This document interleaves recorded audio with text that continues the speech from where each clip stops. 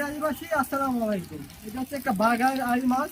এই দেখেন আমরা এখন পদ্মা মেঘনা নদীর থেকে ধরে আনলাম। এই যে মাছের জেতা, দেখেন মাছের জেতা, প্রচুর মাছ ধরেছি পদ্মা মেঘনা নদীর থেকে মাছ ধরে আনলাম। এই দেখো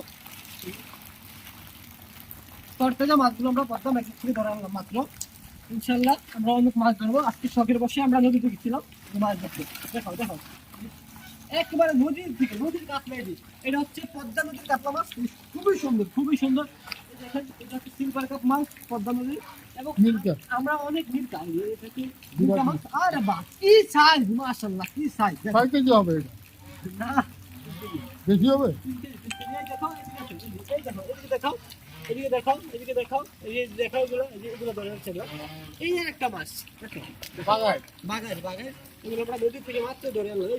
এই সেই পদ্মার ছোট ইলিশ, এই দেখো ছোট ইলিশ, ওই চিংড়ি চিংড়ি